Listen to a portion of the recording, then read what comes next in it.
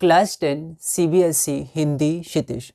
और उसमें आज हम लोग अपनी दूसरी कविता करेंगे। ये क्षितिज की किताब है, अगर आपके पास भी है तो आप इसको ज़रूर खोल लीजिए। और इसमें हमारे पास दूसरी कविता जो है वो है राम लक्ष्मण परशुराम संवाद। जैसे मेरे पास पुरानी बुक है तो इसमें कई पद हैं, लेकिन हमें सारे पद नहीं पढ़ने, हमें कुछ ही पद इसमें से देखना है। तो यहाँ पर 6 पद हैं इसमें, लेकिन हमें 3 ही पद इसमें से देखना है। तो हम लोग शुरू करते हैं। तो इसके कवि हैं तुलसीदास। और पहले इसकी अगर हम लोग देखें कि भूमिका क्या है, इससे पहले देखें कि ये शुरू जहाँ से होता है उससे पहले क्या हुआ था। तो ये जो हमारे पास पाठ है ये अवधी भाषा में लिखा गया है। अब ऐसे क्वेश्चन भी पूछे गए हैं, शायद 2024 में शायद पूछे गए थे कि ये पद जो है या ये जो काव्यांश है, मतलब जो पठित काव्यांश है, वो किस भाषा में लिखा गया है। तो हमें ध्यान रखना है कि ब्रज भाषा या अवधी भाषा, तो हमें ध्यान रखना है कुछ कुछ। तो ये जो रामचरितमानस से लिया गया है, ये अवधी भाषा में है रामचरितमानस। और रामचरितमानस के बाल कांड का ये अंश है, राम लक्ष्मण परशुराम संवाद। और ये चौपाई में लिखा गया है। और बीच बीच में सोठे, दोहे, हरिगीतिका तथा अन्य छंद है ना, ये सब आप पढ़ सकते हैं। आप यहाँ भी इसके पहले जो लिखा हुआ है उसके बारे में आप पढ़ सकते हैं। एनसीईआरटी में यहाँ पर थोड़ा लिखा गया है कि आप इसको पढ़ सकते हैं कि पहले क्या हुआ था, जो कहानी, मतलब ये जो कविता शुरू होती है इससे पहले क्या प्रसंग क्या है। तो यहाँ पर हम लोग शुरू करते हैं कि प्रसंग क्या है। जैसे हमारा जो पहली कविता थी उद्धव तुम हो अति बड़भागी, तो उससे पहले क्या हुआ था कि जो श्री कृष्ण है वो मथुरा चले गए थे, गोपियाँ उनका इंतजार कर रही थी। लेकिन श्री कृष्ण ने अपने मित्र उद्धव के द्वारा इस संदेश पहुंचाया था कि अब वो नहीं आ पाएंगे। उसी तरह ये जो कविता है या ये जो हमारे पास पाठ है, इसके पहले क्या हुआ है ना। तो शुरू होने से पहले ये प्रसंग क्या है, तो सीता स्वयंवर का प्रसंग है, जहाँ पर श्री राम ने शिव जी का धनुष को तोड़ दिया था। तो शिव धनुष के भंग होने के बाद जब मुनि परशुराम को ये पता चला कि मेरे गुरुजी का धनुष किसी ने भंग किया है, तोड़ दिया है, तो फिर वो आए थे सभा में और उसके बाद ये शुरू होता है। तो प्रसंग है कि सीता स्वयंवर में राम द्वारा शिव धनुष भंग के बाद मुनि परशुराम को जब यह समाचार मिला तो वो क्रोधित होकर वहाँ आते हैं, सभा में आते हैं, जहाँ पर श्री राम हैं, लक्ष्मण है और बाकी राजसभा है। राम के विनय और विश्वास और विश्वामित्र के समझाने पर तथा राम की शक्ति की परीक्षा लेकर अंततः उनका गुस्सा शांत हो जाता है। ठीक है, तो ये हमें पूरा नहीं पढ़ना है क्योंकि आगे और भी पद है, हमें 3 ही पद पढ़ना है। ठीक है, तो यहाँ पर प्रसंग हमारे पास क्या है कि शिव जी का धनुष भंग हो गया है, वहाँ पर श्री राम है और वहाँ पर लक्ष्मण है। तो मुनि परशुराम आते हैं और वो बहुत क्रोधित है कि मेरे गुरु जी का धनुष किसने भंग किया। तो अब हम लोग शुरू करते हैं। तो एक मैं शॉर्ट में समझाने की कोशिश करता हूँ ना, और अगर आपको डिटेल में समझना है आप अलग अलग जगह से समझ सकते हैं, लेकिन यहाँ पर मैं कोशिश करूँगा कि हम लोग मेन फोकस रखें कि कैसे कैसे क्वेश्चंस आ सकते हैं इसमें और कैसे कैसे क्वेश्चंस आए हुए हैं। तो हम लोग शुरू करते हैं कि नाथ शंभुधनी भुंज निहारा हुई केहू एक दास तुम्हारा। ठीक है, तो आप ये पढ़ सकते हैं। इसमें सबसे पहले जब मुनि परशुराम क्रोधित होकर आए तो श्री राम उनके पास जाते हैं और विनय पूर्वक, तो यहाँ पर क्वेश्चन पूछा जाता है कि श्री राम का जो व्यवहार था है ना मुनि परशुराम के साथ, वो कैसा था, है ना, उनमें उनके व्यवहार में क्या क्या गुण थे। तो वो विनयशील थे, है ना, आदर सम्मान के साथ बोल रहे थे। तो ऐसे करके क्वेश्चंस पूछे जाते हैं उनके व्यवहार के बारे में। तो श्री राम आते हैं और वहाँ पर मुनि परशुराम के पास जाके बोलते हैं कि जिसने भी ये शिव जी का धनुष तोड़ा है वो आपका कोई सेवक ही है ना। तो वो खुद नहीं बोलते हैं कि मैंने तोड़ा है, वो उनके पास जाके विनय पूर्वक ये कहते हैं कि जिसने भी वो तोड़ा है तो आप क्रोध मत करिए, वो आपका ही कोई एक सेवक है, आपका ही कोई एक दास होगा। आपकी क्या आज्ञा है, आप मुझसे क्यों नहीं कहते हैं। ठीक है, तो आप मुझे आज्ञा दीजिए, है ना, आप मुझसे कहिए, है ना, और जिसने भी ये तोड़ा है वो आपका दास ही है। तब वहाँ पर परशुराम कहते हैं कि अगर वो दास है तो सेवक है तो उसे सेवा का कार्य करना चाहिए, क्रोध दिलाने का कार्य नहीं करना चाहिए। उसने शिवजी का धनुष तोड़ा है, शिवजी मेरे गुरु हैं, मतलब उसने तो एक दुश्मन के जैसा काम किया है, रिपु जैसा, दुश्मन जैसा काम किया। उसने तो कोई सेवक का काम नहीं किया है शिव धनुष को तोड़ के। और उन्होंने फिर कहा था, मुनि परशुराम फिर कहते हैं कि वो जिसने भी ये शिव धनुष को तोड़ा है वो सहस्र बाहु के समान मेरा दुश्मन है। अब सहस्र बाहु कौन है, तो सहस्र बाहु उनका एक दुश्मन था जिन्हें उन्होंने हराया था, है ना। और वहाँ वो कहते हैं कि जिसने भी ये शिव धनुष को तोड़ा है वो मेरा एक दुश्मन है, वो मेरा सेवक नहीं है। फिर वो आगे चेतावनी देते हैं कि जिसने भी ये शिव धनुष को तोड़ा है, क्योंकि वहाँ श्री राम थे, लक्ष्मण थे और राजसभा के बाकी राजा लोग थे, तो वहाँ पर मुनि परशुराम कहते हैं कि जिसने भी ये शिव धनुष को तोड़ा है वो स्वयं बाहर आ जाए, वरना सारे राजाओं को मैं मार दूंगा, है ना। तो यहाँ पर वो कहते हैं कि अगर वो नहीं आया बाहर स्वयं तो यहाँ पर बैठे सारे राजा मारे जाएंगे। तो परशुराम मुनि के वचन सुनकर लक्ष्मण मुस्कुराते हैं। अब लक्ष्मण वहाँ पर पहले से सुनते हैं, है ना, बात करते हुए देखते हैं कि श्री राम जाके विनयपूर्वक बात कर रहे हैं, लेकिन मुनि परशुराम वहाँ पर क्रोध कर रहे हैं और अब वो चेतावनी दे रहे हैं, है ना, कि अगर वो सामने नहीं आया तो फिर सबको वो मार देंगे, सब राजाओं को। तो अब क्या है कि जो लक्ष्मण है वो सुनकर इस बात को मुस्कुराते हैं एवं फिर वो कहते हैं, है ना, फिर वो कहते हैं कि हे संत, बचपन में हमने ऐसे बहुत धनुष तोड़े हैं, किंतु ऐसा क्रोध तो कभी भी किसी ने नहीं किया, है ना, जिस प्रकार आप कर रहे हैं। तो अब लक्ष्मण बोलते हैं परशुराम से इतनी बातें सुनने के बाद मुस्कुराकर कि हमने तो बचपन में बहुत सारे धनुष तोड़े हैं, लेकिन हम पे तो किसी ने ऐसा क्रोध नहीं किया। आप इतना क्रोध क्यों करते हैं? इस धनुष से आपकी इतनी ममता क्यों है ना, यह धनुष आपको इतना प्रिय क्यों है कि ये टूट गया तो आप इतने ज़्यादा क्रोधित हो गए। इस व्यंग भरी बातें, तो वो व्यंग कर रहे थे, है ना। तो इस व्यंग भरी बातों को सुनकर परशुराम क्रोधित होकर कहते हैं कि हे राजपुत्र, मृत्यु के वश होने से तुम्हें ये भी नहीं पता कि तुम क्या बात कर रहे हो, तुम संभल कर नहीं बोलो। मतलब जब लक्ष्मण जी ने ये कहा परशुराम से, तो उन्होंने कहा कि हे बालक, लगता है तुम मृत्यु के वश हो, मतलब लगता है तुम्हारी मृत्यु सामने ही है, इसलिए तुम्हें कुछ समझ नहीं आ रहा है कि तुम किससे बात कर रहे हो और क्या बात कर रहे हो। समस्त विश्व में विख्यात ये शिव जी का धनुष, मतलब ये जो शिव धनुष है वो पूरे विश्व में विख्यात है ना, विश्व में यह विख्यात है।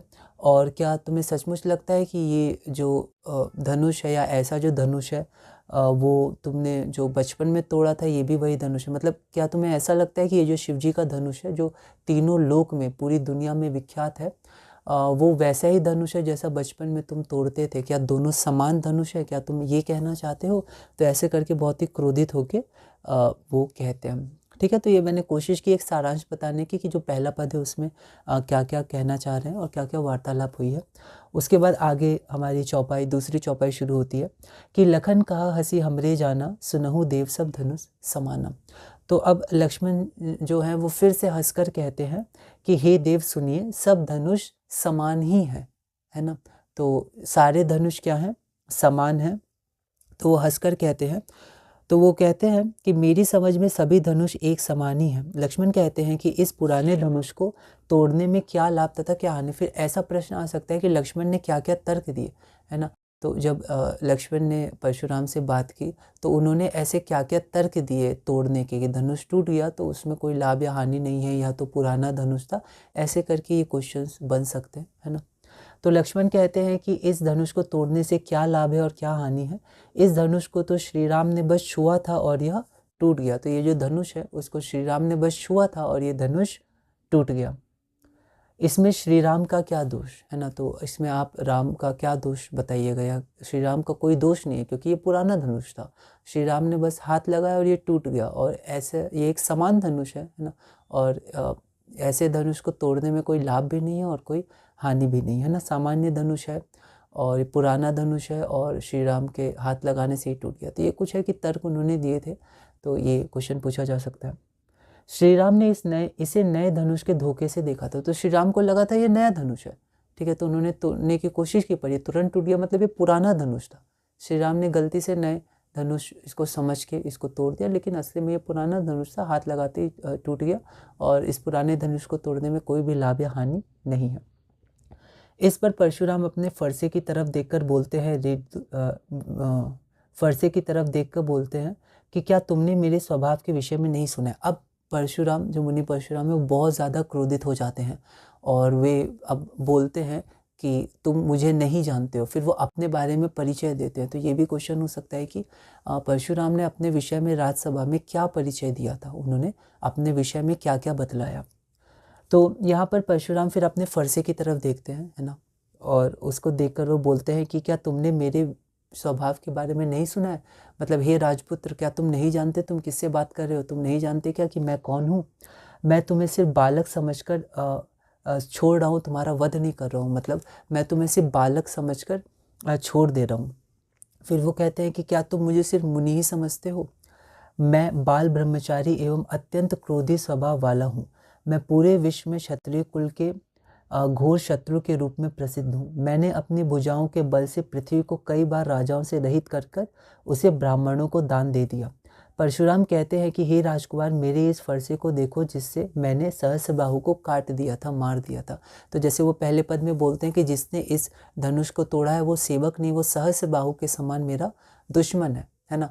तो इस पद में बोलते हैं कि लक्ष्मण की ओर संकेत करके बोलते हैं कि क्या तुम मुझे सिर्फ मुनि समझ रहे हो? मैं बाल ब्रह्मचारी हूँ और अत्यंत क्रोधी स्वभाव का हूँ, और मैं क्षत्रिय कुल का घोर शत्रु हूँ, और मैंने इस विश्व में क्षत्रिय कुल, इस विश्व को, इस पृथ्वी को कई बार राजाओं से विहीन कर दिया, रहित कर दिया, और उस पृथ्वी को ब्राह्मणों को दान दे दिया।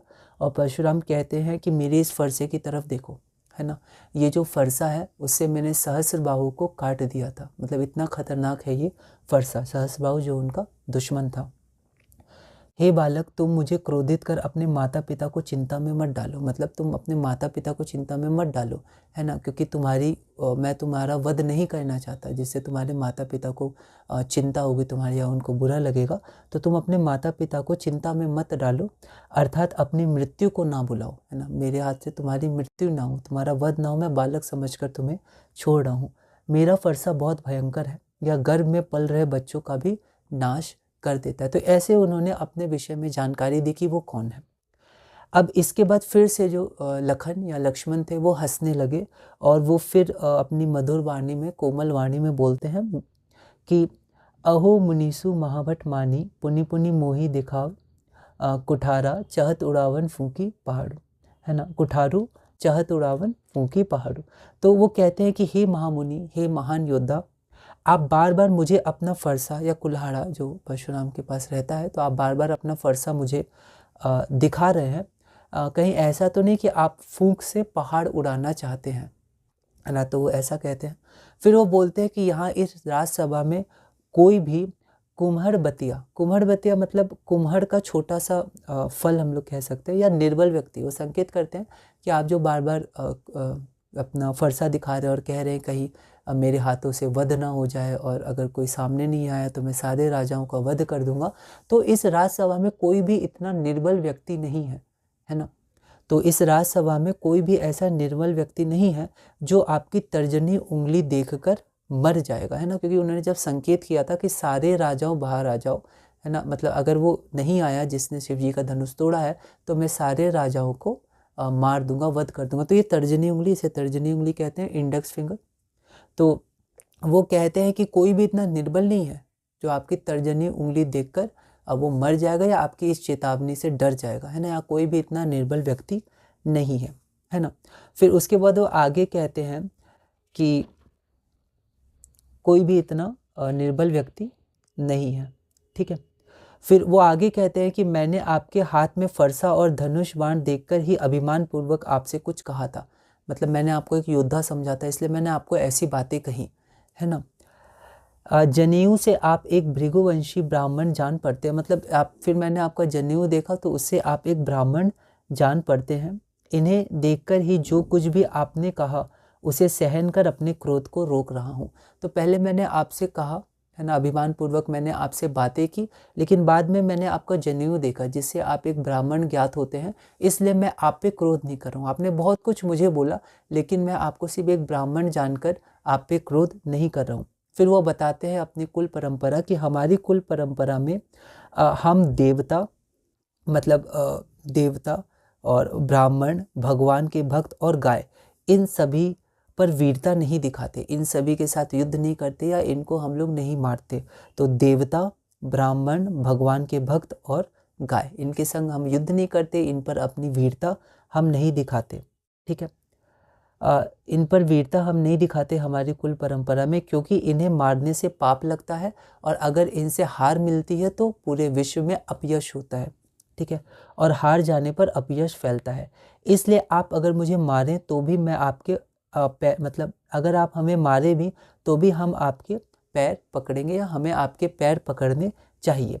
हे महामुनि, आपका तो एक एक वचन ही करोड़ों वज्रों के समान कठोर है। मतलब आपने फरसा लिया है, धनुष लिया है, बाण लिया है, लेकिन आपका जो क्रोध है, आपके जो वचन है, वही करोड़ों करोड़ों वज्र के समान है। वज्र मतलब कह सकते हैं कि बहुत ही ताकतवर चीज़ होती है वज्र, है ना, जिसको हम लोग तोड़ नहीं सकते, या फिर बहुत ताकतवर चीज़ होती है उसको वज्र कहते हैं। तो करोड़ों वज्र के समान कठोर है आपका वचन ही। आपने व्यर्थ में ही फरसा और धनुष बाण धारण किया हुआ है, जबकि आपका क्रोध, आपके वचन ही करोड़ों वज्र के समान है। तो ये सारी बातें लक्ष्मण कहते हैं। और फिर वो कहते हैं कि आपके धनुष बाण और फरसे को देखकर अगर मैंने कुछ अनुचित कह दिया है तो हे महामुनि आप मुझे क्षमा कीजिए, है ना।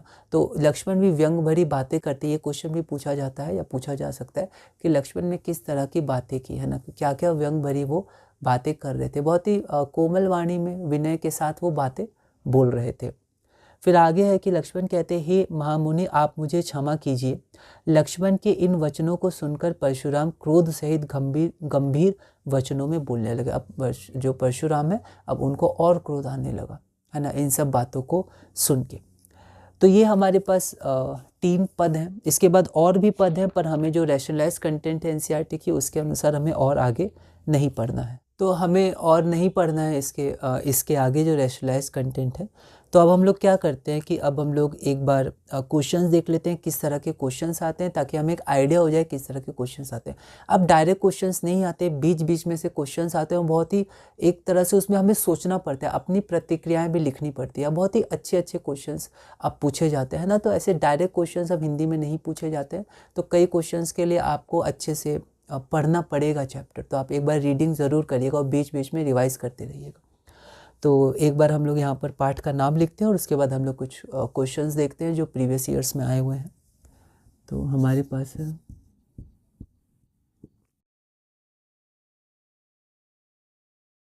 राम लक्ष्मण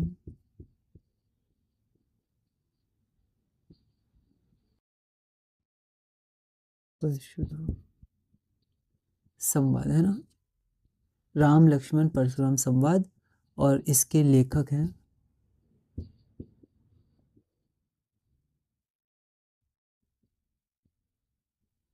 तुलसीदास।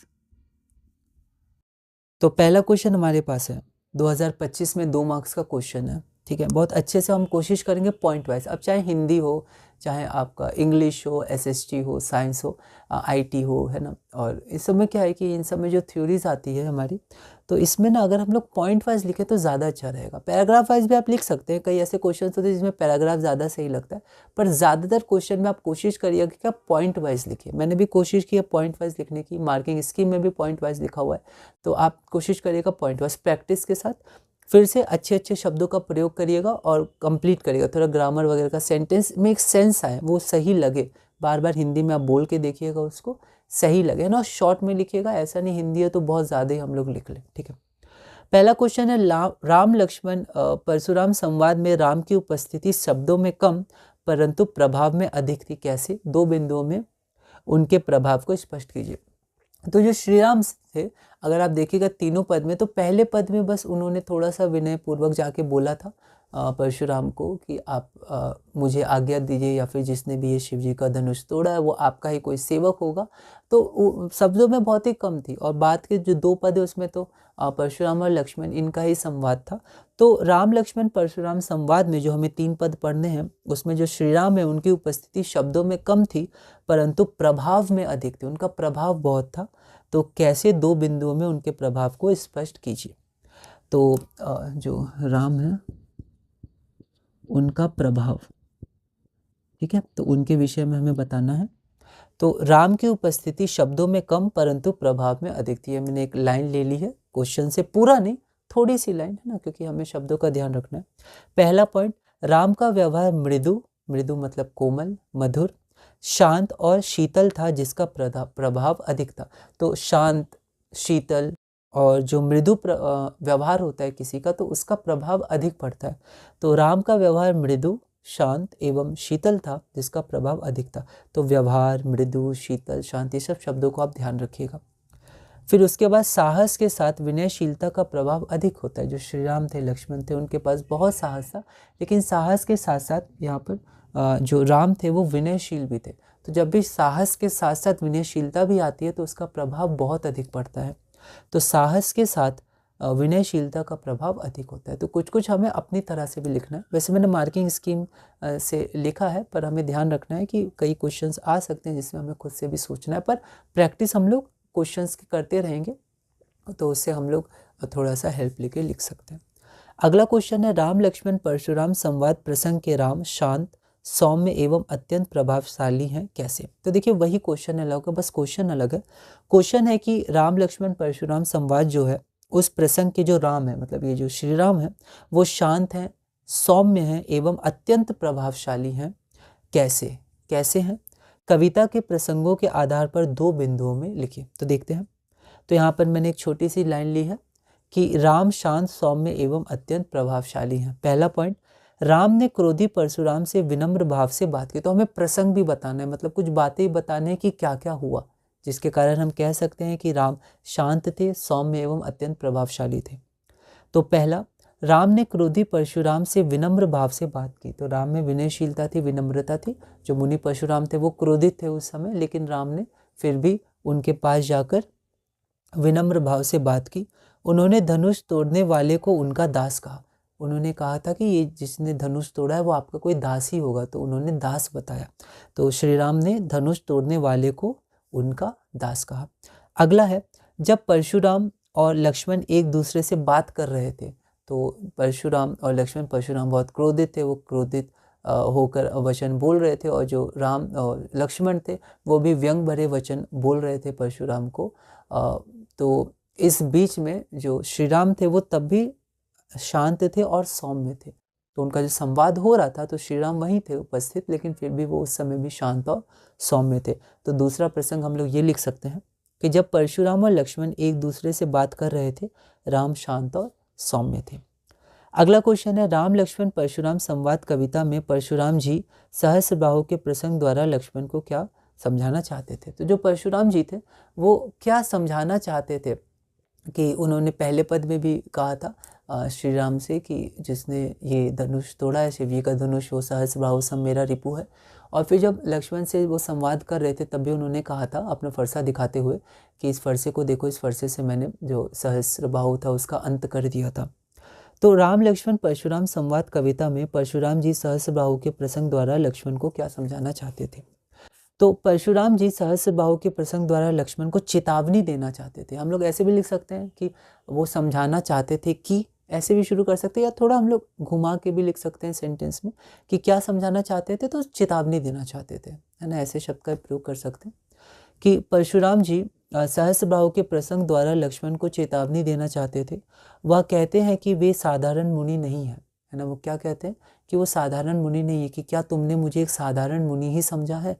तो वो कहते हैं कि वे साधारण मुनि नहीं किंतु शस्त्रधारी वीर हैं। वो फरसा, धनुष आदि दिखाते हैं, तो कहना चाहते हैं कि वो शस्त्रधारी वीर हैं, वह अत्यंत क्रोधी हैं। तो इस तरह से आप कुछ कुछ अपने तरह से अपने शब्दों में लिख सकते हैं, ठीक है। पर हमें ध्यान रखना है लिमिट का, 25 से 30 शब्द, बहुत ज़्यादा नहीं कि 50-60 शब्द लिख दें। 30, 35, 40 भी लगभग, पर कोशिश करेंगे 30-35 तक जितना हो सके। कई सेंटेंस होते हैं जिसको थोड़ा हम लोग को आगे बढ़ाने में शब्द ज़्यादा हो सकते हैं, वो अलग बात है, पर फिर भी हम लोग ऐसा नहीं कि जानबूझ के लिखते ही जाएंगे जबकि हमने आंसर दे दिया है। हमने यहाँ पर मेन आंसर दे दिया, वो चेतावनी देना चाहते थे, वो कहते थे मैं बहुत अत्यंत क्रोधी हूँ, मैं साधारण मुनि नहीं हूँ, ठीक है। तो अगर इतना भी हो रहा है तो हम लोग टू द पॉइंट रहेंगे, बहुत ज़्यादा आगे नहीं बढ़ेंगे। अगला क्वेश्चन है, परशुराम ने किसकी तुलना सहस्त्रबाहु से की और क्यों? है ना। तो जब पहले पद में श्री राम जाते हैं, उन्होंने कहते हैं तो वो बोले कि ये सेवक का काम नहीं है, अगर उसने शिव जी का धनुष तोड़ा है तो वो तो मेरा रिपु हुआ सहस्त्रबाहु के संग। तो परशुराम ने किसकी तुलना की है? तो यहाँ पर धनुष तोड़ने वाले की तुलना की है, क्योंकि पहले पद में श्री राम ने कुछ कहा नहीं था, बस इतना ही कहा था कि जिसने ये धनुष तोड़ा है वो आपका सेवक है ना। और परशुराम ने भी कहा था कि जिसने भी ये धनुष तोड़ा है वो स्वयं बाहर आ जाए, वरना मैं सारे राजाओं को वध कर दूंगा। तो क्वेश्चन है, परशुराम ने किसकी तुलना सहस्त्रबाहु से की और क्यों की? तो परशुराम ने सहस्त्रबाहु की तुलना शिव धनुष तोड़ने वाले से की है। तो जो परशुराम है उन्होंने सहस्त्रबाहु की तुलना किससे की है? शिव धनुष तोड़ने वाले से की है, ठीक है। और दूसरा है क्योंकि देखिए दो पार्ट हैं, तो दोनों पार्ट, दोनों हिस्से का आंसर लिखना है। हम लोग देखेंगे कई क्वेश्चंस में 3 पार्ट भी होते हैं, तो तीनों का कई बार हम लोग 2 पार्ट लिख के सोचते हैं अब तो लिमिट पूरी हो गई, आगे बढ़ जाते हैं, पर उसमें तीसरा पार्ट भी होता है। तो तीनों पार्ट का हम लोग ध्यान से क्वेश्चंस पढ़ना है, ठीक है। परशुराम ने सहस्त्रबाहु की तुलना शिवधनुष तोड़ने वाले से की है। सहस्त्रबाहु परशुराम का शत्रु था। क्योंकि सहस्त्रबाहु परशुराम का शत्रु था, उसी तरह शिव जी का धनुष तोड़ने वाला भी उनका शत्रु है। सहस्त्रबाहु परशुराम का शत्रु था, उसी तरह शिव धनुष तोड़ने वाला भी उनका शत्रु था, ठीक है। तो दोनों ही शत्रु थे, इसलिए उन्होंने यहाँ पर कंपेयर किया, तुलना की। अगला है, राम लक्ष्मण परशुराम संवाद कविता के आधार पर लिखिए कि रघुकुल में किस किस पर वीरता का प्रदर्शन नहीं किया जाता है। ये 2024 का क्वेश्चन है, इससे पहले वाला भी 2024 का था। तो पहले के 3 क्वेश्चन 2025 के थे, अभी हम लोग PDF में देखेंगे, इसके बाद वीडियो में मैं डाल दूंगा। तो ये 2024 का क्वेश्चन है कि राम लक्ष्मण परशुराम संवाद कविता के आधार पर लिखिए कि रघुकुल, तो उन्होंने जो शायद तीसरे पद में बताया था कि हमारी कुल परंपरा में इन पर वीरता नहीं दिखाई जाती, तो उसी से रिलेटेड ये क्वेश्चन है कि राम लक्ष्मण परशुराम संवाद कविता के आधार पर लिखिए कि रघुकुल में किस किस पर वीरता का प्रदर्शन नहीं किया जाता और क्यों। तो किस किस पर हम वीरता का प्रदर्शन नहीं करते हैं और ऐसा क्यों होता है। 2024 और ये 25 से 30 शब्द हमें देखने 2 मार्क्स का है। तो रघुकुल में ब्राह्मण, देवता, गाय एवं ईश्वर के भक्त या भगवान के भक्त पर वीरता का प्रदर्शन नहीं किया जाता है, ठीक है। तो रघुकुल में बहुत ही शॉर्ट में रखेंगे, बहुत ज़्यादा इसको हम लोग नहीं डिटेल में जाएंगे, क्योंकि हमें वर्ड लिमिट्स का बहुत ध्यान रखना है। हम लोग लिख सकते हैं, हिंदी हमें आती है, पर फिर भी हमें अच्छे शब्दों का प्रयोग करना है और पूरा सेंटेंस पूरा करना है, सेंटेंस को पूरा करना है और पढ़ के भी देखना है कि क्या उसका कोई सेंस निकल रहा है, अर्थ निकल रहा है, और लिमिट का बहुत ध्यान रखना है। और बिल्कुल इसी तरह हम लोग इंग्लिश में भी ध्यान रखेंगे। रघुकुल में ब्राह्मण, देवता, गाय एवं ईश्वर के भक्त पर वीरता का प्रदर्शन नहीं किया जाता है, क्योंकि उनके वध से पाप लगता है और उनके हाथों पराजय से अपकीर्ति फैलती है। अगर हमने उनका वध किया तो हमें पाप लगेगा, और अगर हम उनके द्वारा हारे गए, मतलब वो जीत गए और हम हार गए, तो हमारे हर जगह चारों तरफ अपयश फैलेगा, है ना। तो ये 2 पॉइंट है, तो आप इसको पॉइंट वाइज जितना हो सके आप लिख सकते हैं। अगला क्वेश्चन है, लक्ष्मण द्वारा परशुराम को चुनौती देने के क्या कारण थे, अपने शब्दों में पाठ के आधार पर लिखिए। तो जो लक्ष्मण है वो पहले तो सुन रहे थे कि श्री राम गए, वो विनयपूर्वक बात कर रहे हैं, मुनि परशुराम है वो बहुत क्रोधित हैं और वो क्रोध में वचन बोल रहे हैं ना, वो चेतावनी दे रहे हैं। तो पहले लक्ष्मण ये सब सुन रहे थे, फिर धीरे वो वहाँ पर शुरू किया बात करना। तो लक्ष्मण द्वारा परशुराम को चुनौती देने के क्या कारण थे और अपने शब्दों में पाठ के आधार पर लिखिए। 2024 का ये क्वेश्चन है। तो लक्ष्मण द्वारा परशुराम को चुनौती देने के कारण, तो स्टार्टिंग में थोड़ी सी मैंने हेडिंग लिख दी, उसके बाद पहला, परशुराम के द्वारा अत्यंत क्रोध में कहे गए कठोर वचनों के उत्तर में। तो परशुराम बार बार कठोर वचन बोलते जा रहे थे, श्री राम बस विनय पूर्वक उनसे बातें कर रहे थे, वो कुछ नहीं कह रहे थे। तो उसके उत्तर में, उत्तर देने के लिए फिर लक्ष्मण है उन्होंने फिर उत्तर में बोलना शुरू किया या कहना शुरू किया। तो पहला पॉइंट है, परशुराम के द्वारा अत्यंत क्रोध में कहे गए कठोर वचनों के उत्तर में उन्होंने बात कही। दूसरा पॉइंट है, परशुराम के द्वारा बार बार कुठार दिखाने पर, जो मुनि परशुराम है वो लक्ष्मण जी को बार बार कुठार दिखा रहे थे, फरसा दिखा रहे थे और बार बार उनको बोल रहे थे, है ना। तो इसलिए जो बार बार कुठार दिखा रहे थे, अपने शस्त्र दिखा रहे थे, तो उसके उत्तर में भी या उसके कारण भी उन्होंने परशुराम को चुनौती दी, है ना, मतलब उनको कहा, है ना। हमने देखा उन्होंने क्या क्या कहा। तो ये 2 पॉइंट हो गए। अगला क्वेश्चन हम लोग देखते हैं। अब अगला क्वेश्चन क्या है कि जैसे हमने देखा था कि जो हमारे पास गद्यांश है, नेताजी का चश्मा, बाल गोविंद भगत, ऐसे करके जो हमारे पास कहानियाँ हैं, उसका कोई एक पैराग्राफ उठा के दे दिया जाता है। ठीक उसी तरह जैसे हमने पहले चैप्टर में भी देखा था सूरदास के पद में कि एक पद उठा के दे दिया जाता है, तो उसी तरह यहाँ भी एक पद उठा कर दे दिया गया है। मैं उस पद को एक बार पढ़ देता हूँ, उसके बाद हम लोग आगे देखेंगे कि लखन कहा हंसी हमरे जाना, सुनहु देव सब धनुष तमाना, का छति लाभु जून धरु तोरे, देखा राम नयन के भोरे। तो ये जो पद है हमारे पास, तो अगर हम लोग देखें तो ये पद हमारा दूसरा पद है। तो ये पद हमें दिया हुआ है 2025 में, 5 मार्क्स का ये क्वेश्चन है। तो यहाँ पर 5 क्वेश्चन है, इसको हम लोग देखते हैं। पहला क्वेश्चन है, परशुराम ने अपना परिचय क्या कहकर दिया। तो उन्होंने अपना परिचय में क्या कहा। पहला, मैं क्षत्रिय कुल का प्रसिद्ध संरक्षक हूँ। तो वो संरक्षक है ऐसा नहीं कहा था, तो पहला गलत है। दूसरा, मैं अत्यंत उग्र स्वभाव वाला हूँ। ये कहा था उन्होंने, मैं अत्यंत क्रोधी हूँ। तीसरा, मैं सहस्रबाहु का संरक्षक हूँ, तो वो संरक्षक नहीं थे सहस्रबाहु का तो उन्होंने अंत कर दिया था। चौथा, मैं ब्राह्मण कुल का संहारक हूँ, है ना, तो वो ब्राह्मण कुल के संहारक नहीं कहा था, उन्होंने अपने आप को ब्राह्मण कुल का संरक्षक और क्षत्रिय कुल का संहारक कहा था। तो ए और डी ऑप्शन उल्टे हैं, तो हमें बहुत ही ध्यान देना है शब्दों पे। तो हमारे पास बी हो गया, मैं अत्यंत उग्र स्वभाव वाला हूँ। फिर दूसरा हमारे पास क्वेश्चन है, पद्यांश में जड़ का अर्थ है, तो जो जड़ है उस जड़ का अर्थ क्या है? पहला मूल, दूसरा स्रोत, तीसरा नींव या चौथा मूर्ख। अब जड़ के अलग अलग अर्थ होते हैं, एक नींव भी होती है, जैसे जो पेड़ है उसकी जो नींव बहुत मजबूत, जड़ बहुत मजबूत होते हैं ना, वो पकड़ के रखते हैं मिट्टी को, तो जड़ हो सकता है, जो मूल है वो भी हो सकता है। लेकिन पद्यांश में जो पद्य दिया हुआ है, जो हमारे पास पद है, उसमें जड़ का क्या अर्थ है? तो मूर्ख है ना, तो यहाँ पर जड़ का अर्थ हमारे पास मूर्ख है। जैसे यहाँ वो लिखे, केवल मुनि जड़ जानी मोहि, मतलब हे मूर्ख, क्या तुम मुझे सिर्फ मुनि जानते हो? तो जब उन्होंने ऐसा कहा तो यहाँ पर जड़ का अर्थ मूर्ख है। अगला है कि लक्ष्मण की वाणी कैसी थी? तो लक्ष्मण थे, वो बोल रहे थे, तो उनकी वाणी कैसी थी? पहला, व्यंगपूर्ण और भयपूर्ण। व्यंग से भरी हुई थी, बिल्कुल वो व्यंग से भरी हुई थी, है ना। और भयपूर्ण थी, क्या वो भयभीत थे? तो नहीं, वो बिल्कुल भी भयभीत नहीं थे, वो खुलकर बोल रहे थे हर एक चीज, तो पहला तो नहीं होगा। दूसरा, गंभीर और भयपूर्ण, मतलब उनकी जो वाणी थी वो क्या थी? गंभीर थी और भयपूर्ण थी, तो बिल्कुल उनकी जो वाणी है वो गंभीर है, लेकिन क्या वो भयपूर्ण थी? तो नहीं, वो भयपूर्ण नहीं थी, वो निडर होकर ये बातें कह रहे थे। तीसरा है व्यंगपूर्ण और भय रहित, तो ये होगा, क्योंकि व्यंगपूर्ण तो थी, उन्होंने कई सारे व्यंग उनको बोले थे, लेकिन वो भय रहित थी, है ना, बिल्कुल भी उनको कोई डर नहीं था मुनि परशुराम से, वो भय रहित होकर बातों को बोल रहे थे। चौथा है भयपूर्ण और हास्यपूरित, तो भयपूर्ण तो थी ही नहीं, है ना, तो ये डी भी हमारे पास नहीं होगा, तो ऑप्शन सी हो जाएगा। बहुत ध्यान से हमें देखना है। चौथा क्वेश्चन हमारे पास है, 5 क्वेश्चन है, 5 मार्क्स है, 1-1 मार्क्स का एक क्वेश्चन। पद्यांश में बाल ब्रह्मचारी किसे कहा गया है? पद्यांश में बाल ब्रह्मचारी तो परशुराम को कहा गया, उन्होंने अपना परिचय देते समय बताया था कि मैं बाल ब्रह्मचारी एवं अत्यंत क्रोधी। तो यहाँ पर हमारे पास ऑप्शन पहला है परशुराम को, दूसरा हमारे पास ऑप्शन है लक्ष्मण को, तीसरा हमारे पास ऑप्शन है रघुपति को, या चौथा महिदेव को। तो यहाँ पर परशुराम को, ऑप्शन ए हो जाएगा। अगला क्वेश्चन कथन और कारण का है। कथन है, लक्ष्मण का परशुराम के प्रति व्यवहार कोमलता से भरा और विनम्र था, तो विनम्र नहीं था उनका व्यवहार, तो लक्ष्मण का जो परशुराम के प्रति व्यवहार था वो कोमलता से भरा और विनम्र नहीं था, तो कथन हमारा गलत हो जाता है। कारण है, लक्ष्मण परशुराम के विचार, आचार और व्यक्तित्व से अत्यंत प्रभावित थे, तो वो प्रभावित नहीं थे, है ना, हम देख सकते हैं उन्होंने तीनों पद में जो संवाद हुआ उसके आधार पर वो परशुराम के विचार, आचार और व्यक्तित्व से अत्यंत प्रभावित नहीं थे।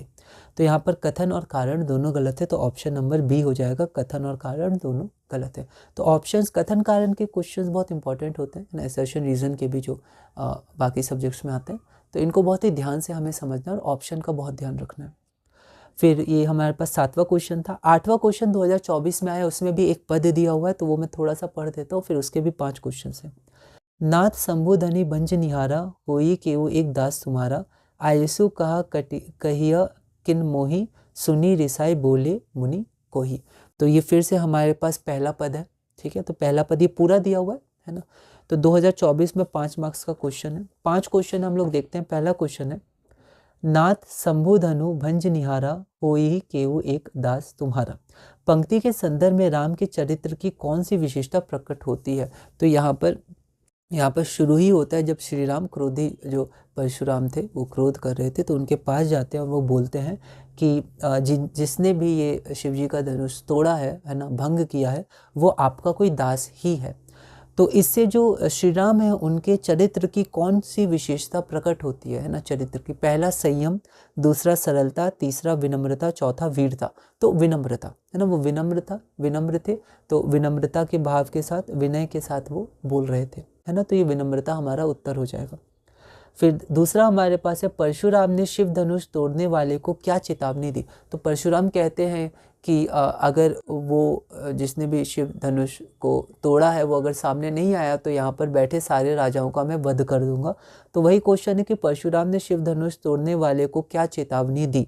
पहला ऑप्शन है, सहस्रबाहु के समान उसे अपना शत्रु समझने की चेतावनी दी। दूसरा, राजा जनक की सभा से बाहर निकल आने की चेतावनी दी। तीसरा, कि राजा जनक की सभा में उसे मार डालने की चेतावनी दी, और चौथा उसके साथ आजीवन शत्रुतापूर्ण व्यवहार करने की चेतावनी। अब देखिए अच्छा क्वेश्चन है, इसके थोड़े जो ऑप्शंस है वो मिले जुले हैं, तो ध्यान से पढ़ते हैं। सबसे पहले सहस्त्रबाहु के समान उसे अपना शत्रु समझने की चेतावनी दी, है ना। मतलब उसने कहा, मतलब परशुराम ने कहा कि जो ये जिसने भी शिव जी का धनुष तोड़ा है वो सहस्त्रबाहु के समान उनका शत्रु है। ये भी हो सकता है ना, क्योंकि उन्होंने बोला था कि वो सहस्त्रबाहु के सब मेरा शत्रु है और सहस्त्रबाहु का मैंने अंत कर दिया था, तो एक तरह से उसका भी मैं अंत कर सकता हूँ, ठीक है। तो ये भी एक चेतावनी है। दूसरा, राजा जनक की सभा से बाहर निकल आने की चेतावनी दी। तो हाँ, कहा था परशुराम ने कि जिसने भी ये शिव जी का धनुष तोड़ा है वो राजसभा से बाहर आ जाए। तीसरा, राजा जनक की सभा में उसे मार डालने की, नहीं, राजाओं को मार डालने की चेतावनी दी थी, उसे मार डालने की चेतावनी नहीं दी थी। और चौथा, उसके साथ आजीवन शत्रुतापूर्ण व्यवहार करने की, नहीं, ऐसी भी चेतावनी नहीं दी थी उन्होंने। तो ए या बी में से हो सकता है कि सहस्त्रबाहु के संग उसे अपना शत्रु समझने की चेतावनी दी, और सहस्त्रबाहु जो उनका शत्रु था उनका परशुराम ने क्या किया था, अंत कर दिया था, है ना। तो एक तरह से वो कहना चाह रहे थे कि उसका भी वो अंत कर सकते हैं जिसने उनके गुरुजी शिव जी का धनुष को तोड़ा है। तो हमारी ऑप्शन ए, है ना, मार्किंग स्कीम में भी आप अगर देखिएगा तो ऑप्शन ए ही है, तो ऑप्शन ए हमारा सही हो जाएगा। और राजा जनक की सभा से बाहर आने के लिए भी कहा था, पर अगर चेतावनी हम लोग देखें तो उसको अपना शत्रु समझने की चेतावनी दी थी, और शत्रु का वो अंत कर देते हैं, जैसे सहस्त्रबाहु के विषय में उन्होंने कहा था। तो ऑप्शन ए हो जाएगा। तो बहुत ही ध्यान से हमें हिंदी पढ़ना है, हिंदी भाषा हमें आती है, लेकिन फिर भी हमें ध्यान रखना है कि थोड़ा 10th का लेवल अच्छा है, चाहे वो व्याकरण हो, चाहे वो अपठित गद्यांश हो, या फिर वो जो हम लिखते हैं पत्र आदि वो हो, या फिर हमारे पास क्षितिज और कृतिका की बुक हो, काव्यांश हो, गद्यांश हो, इन सब में जो हिंदी है वो अच्छी आती है, और घुमा फिरा के क्वेश्चंस आते हैं, डायरेक्ट नहीं आते हैं ना। हम लोग और क्वेश्चंस करेंगे, आप देखे भी हैं पिछले जो हमने क्वेश्चंस किए हैं, आप और जगह से भी देख सकते हैं, पढ़ सकते हैं कि डायरेक्ट क्वेश्चंस नहीं आते हैं। कुछ तो ऐसे क्वेश्चंस आ जाते हैं कि हमें लगता है कि हम तो ये पूरा चैप्टर जानते हैं, पर ये तो कहीं पढ़ा ही नहीं, और वही क्वेश्चन आ गया। फिर हम लोग दोबारा पढ़ते हैं, फिर हम लोग को ध्यान आता है अच्छा ये वाला पॉइंट तो हम लोग भूल गए थे। तो बहुत अच्छे से हमें इसको पढ़ना है, ठीक है। फिर दूसरा हमारे पास हो गया, तीसरा है नाते मारे जेहही सब राजा, मतलब अगर वो सामने नहीं आएगा तो सारे राजा मारे जाएंगे। यह कथन परशुराम के डैश का उदाहरण है। तो इस कथन से जो परशुराम है उनके व्यवहार का क्या मतलब, उनके व्यवहार से हमें क्या समझ में आता है कि उनका व्यवहार कैसा था। तो ये जो परशुराम है उनका डैश का उदाहरण है। पहला शौर्य का उदाहरण है, दूसरा अहंकार का उदाहरण है, तीसरा क्रोध का उदाहरण है, या चौथा गौरव का उदाहरण है। तो यहाँ पर हमारे पास हो जाएगा कि अहंकार का उदाहरण है, नहीं तो वो अकेले सारे राजाओं को मार देंगे, ये उनका अहंकार है। तो यहाँ पर अहंकार का उदाहरण है, इसलिए जो लक्ष्मण थे उन्होंने कहा था कि आप जो कहते हैं बार बार तर्जनी उंगली दिखा करके आप सबको मार देंगे, तो आपको ये जानना चाहिए कि यहाँ पर कोई भी निर्बल व्यक्ति नहीं है यहाँ पर। तो ये उनके परशुराम के अहंकार का उदाहरण है। फिर चौथा है सेवक किसे कहा गया है, ठीक है। तो इसमें सेवक किसे कहा गया, जैसे श्री राम ने आकर कहा था कि वो आपका कोई सेवक ही होगा, तो वहाँ पर परशुराम कहते हैं सेवकु सो जो करे सेवकाई, अरि करनी करी करिए लड़ाई, है ना। मतलब सेवकु सो जो करे सेवकाई, मतलब सेवक तो वो होता है जो सेवा करता है। तो वही क्वेश्चन है कि सेवक किसे कहा गया। ऑप्शन ए है मधुर वचन बोलने वाले को, तो ये नहीं होगा। ऑप्शन बी सेवा करने वाले को, तो हाँ ये होगा सेवा करने वाले को। तीसरा कभी क्रोध ना करने वाले को, नहीं ऐसा कुछ नहीं है। और चौथा विनम्रतापूर्ण व्यवहार करने वाले को ये भी नहीं है। तो चौथा हो जाएगा सेवा करने वाले को, यहाँ सेवक कहा गया है। और आखिरी क्वेश्चन हमारे पास है, 5 मार्क्स का क्वेश्चन था 2024 में, तो 5वां ये हमारे पास क्वेश्चन है।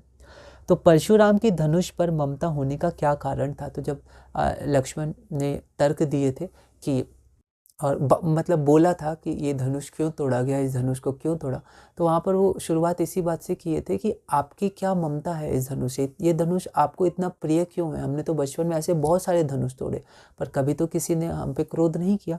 तो वही क्वेश्चन पूछा गया है कि परशुराम के धनुष पर ममता होने के क्या कारण थे, या ममता होने का क्या कारण था। पहला, उनके आराध्य शिव जी का धनुष था, तो उनके आराध्य शिव का ये धनुष था, बिल्कुल सही है पहला, है ना। लेकिन फिर भी सारे क्वेश्चंस पढ़िएगा, सारे ऑप्शंस, क्योंकि बहुत ज़्यादा रिलेटेड ऑप्शंस बहुत बार आ सकते हैं। दूसरा, उनके गुरु विश्वामित्र का धनुष था, दूसरा गलत है। तीसरा, अपने पिता का आशीर्वाद समझा, नहीं। चौथा धनुष का अत्यंत प्राचीन होना, ये भी नहीं। तो पहले ऑप्शन सही है, उनके आराध्य मतलब उनके जो गुरु शिव जी हैं उनका धनुष था, तो ऑप्शन ही हो जाएगा उनके आराध्य शिव का धनुष होना। तो इसी के साथ हमने ये कुछ क्वेश्चंस किए हैं, और आप इसको और भी क्वेश्चंस प्रैक्टिस करिएगा, अलग अलग जगह से आप इसको देखिएगा, क्योंकि ये चैप्टर बहुत इंपॉर्टेंट है। ठीक है, पहला चैप्टर भी इंपॉर्टेंट था, ये भी चैप्टर इंपॉर्टेंट है। और इसकी जो भाषा है वो अवधी भाषा है ना। पहले चैप्टर की भाषा ब्रज भाषा थी, तो ऐसे ब्रज और अवधी ये सब भाषा को अभी आपको थोड़ा ध्यान होना चाहिए, क्योंकि क्वेश्चन आ सकता है कि इस पद्यांश में कौन सी भाषा है। तो पहले चैप्टर की क्या भाषा है उसको भी एक बार आप देख लीजिएगा, दूसरे चैप्टर की क्या भाषा है उसको देख लीजिएगा, है ना। तो ये इंपॉर्टेंट चैप्टर्स हैं दोनों। ठीक है, फिर उसके बाद हमारा जो अगला चैप्टर है, वो अगला चैप्टर हमारे पास आता है आत्मकथ्य। तो आत्मकथ्य की भाषा तो फिर हिंदी है, और उसके बाद फिर हिंदी में ही हमें देखना है। लेकिन ये जो पहले 2 चैप्टर्स है उनमें थोड़ी भाषा अवधि है, ब्रज है, तो उसको थोड़ा हमें ध्यान रखना है। तो इस वीडियो में इतना ही। अगली वीडियो में हम लोग अपना अगला चैप्टर करेंगे जो कि है आत्मकथ्य। और अब एक बार हम लोग वीडियो में देख लेते हैं, मतलब इसके बाद PDF में देख लेते हैं। आप एक बार पढ़ लीजिएगा कैसे हम लोग लिख सकते हैं, अच्छे शब्दों का प्रयोग करिएगा, प्रैक्टिस करिएगा, इसकी हिंदी इंपॉर्टेंट है। और फिर अगली वीडियो में हम लोग आत्मकथ्य करेंगे, और इसी तरह धीरे धीरे क्लास 10 CBSE हिंदी क्षितिज में आगे बढ़ेंगे। तो यहाँ पर हम लोग देखते हैं, पहला क्वेश्चन हमारे पास ये है। ठीक है, तो कोशिश करेगा पॉइंट वाइज अगर हम लोग लिख पाए, है ना, तो अच्छा रहेगा। तो पहला मैंने ऐसे ही जनरल, ताकि पॉइंट शुरू करें बाद में, तो एक लाइन मैंने छोटी सी ले ली है क्वेश्चन से, और उसके बाद फिर मैंने पॉइंट वाइज शुरू किया। आप अलग अलग तरह से भी लिख सकते हैं, है ना, कि राम की उपस्थिति शब्दों में कम परंतु प्रभाव में अधिक थी क्योंकि, ऐसे करके भी। पर यहाँ पर मैंने है लगा दिया तो एक सेंटेंस कंप्लीट हो गया। अब पॉइंट वाइज हम लोग लिख सकते हैं। ठीक है, क्योंकि डायरेक्ट पॉइंट वाइज से पहले अगर एक लाइन लिखे रहे तो सही रहता है, वरना डायरेक्ट भी पॉइंट वाइज आप शुरू कर सकते हैं, ऐसा कुछ है नहीं। पर फिर मैं पहले एक लाइन लिख देता हूँ क्वेश्चन से या अपनी तरह से, फिर पॉइंट वाइज में शुरू कर देता हूँ। फिर ये हमारे पास दूसरा क्वेश्चन है। फिर ये दूसरा क्वेश्चन है, उसका आंसर ध्यान से पढ़िएगा, कुछ अच्छे शब्दों का प्रयोग करिएगा। ठीक है, जैसे सौम्य, अत्यंत, ये तो क्वेश्चन में था, पर फिर भी आप इन सब वर्ड्स को ध्यान रखिएगा। विनम्र हो गया। ठीक है, तो फिर ये हो गया। फिर ये हमारे पास अगला क्वेश्चन है, थर्ड क्वेश्चन। इसका ये आंसर, इसमें पॉइंट वाइज मैंने नहीं लिखा, इसमें डायरेक्ट मैंने बना के लिख दिया, तो आप ऐसे भी कर सकते हैं। फिर ये भी मैंने बना के ही लिख दिया है। परशुराम ने किसकी तुलना सहस्त्र भाव से की और क्यों? तो यहाँ 2 पार्ट है। किसकी तुलना की? तो शिव जी का धनुष तोड़ने वाले का, शिव धनुष तोड़ने वाले की। और क्यों की? क्योंकि दुश्मन की तुलना क्यों की? सहस्त्रबाहु से तुलना क्यों की? क्योंकि सहस्त्रबाहु उनका दुश्मन था, शत्रु था, और शिव जी उनके आराध्य थे, तो उनका धनुष तोड़ने वाला भी उनका शत्रु हो गया।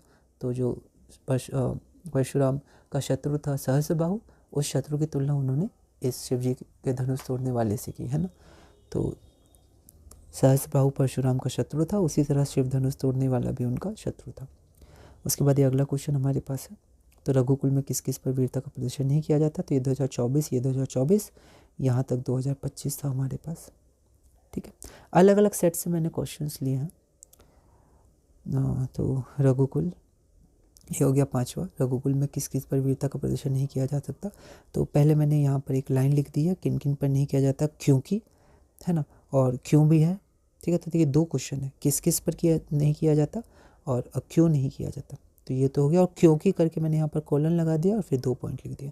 तो ऐसे भी आप लिख सकते हैं, थोड़ा पैराग्राफ, थोड़े पॉइंट्स या फिर पॉइंट्स में, पर फिर कोशिश करेगा पॉइंट्स में अधिक लिखने की जितना हो सके। ये अगला क्वेश्चन हमारे पास है। ठीक है, चुनौती देने के कारण। फिर उसके बाद ये देखिए, ये एक पद दिया है, 2025 में आया था 5 मार्क्स का, तो ये पद दिया हुआ है। फिर यहाँ पर 5 क्वेश्चन पूछे गए, बहुत ध्यान से हमें क्वेश्चन देखने हैं। तो ये इसका बी हो जाएगा, इसका मूर्ख, है ना। जड़ का अर्थ नीव भी होता है, पर पद्यांश में क्या अर्थ है उसका? तो मूर्ख है। उसके बाद वाणी कैसी थी? तो लक्ष्मण की वाणी व्यंग्यपूर्ण और भय रहित थी, है ना, तो उन्हें कोई भय नहीं था, तो उनकी वाणी व्यंग्यपूर्ण और भय रहित थी। फिर बाल ब्रह्मचारी किसे कहा गया है? तो परशुराम को। और ये कथन कारण बहुत इंपॉर्टेंट होता है, तो यहाँ दोनों गलत है, तो कथन और कारण दोनों गलत है ना। तो इसके ऑप्शंस को समझने में दिक्कत हो सकती है, तो और बहुत ध्यान से आप इसको करिएगा। फिर उसके बाद हमारे पास 8वां ये है, तो ये भी एक पद दिया था 2024 में 5 मार्क्स का। तो इसके बाद ये हमारा हो गया। फिर ये हमारे पास 5 क्वेश्चन है, 1 2 3 4 और 5 क्वेश्चन हमारे पास है, तो इसको भी आप देख लीजिएगा। ये बी हो जाएगा, यहाँ पर ए हमारे पास हो जाएगा। इसका अहंकार का उदाहरण है, और सहस्त्रबाहु के समान उसे अपना शत्रु समझने की, है ना। इसमें ए और बी रिलेटेड हैं ऑप्शंस, ठीक है। तो आपको बहुत ज़्यादा ऑप्शंस को ध्यान रखना है और फिर उसके हिसाब से आप चुनिएगा। और यहाँ पर विनम्रता। तो एक बार आप देख लीजिएगा इसको, और इसी तरह धीरे धीरे हम लोग अब अपने अगले कविता पे चलेंगे, जो कि है आत्मकथ्य। उसको भी ऐसे धीरे धीरे देखेंगे और इसी तरह क्लास 10 CBSE हिंदी में हम आगे बढ़ेंगे।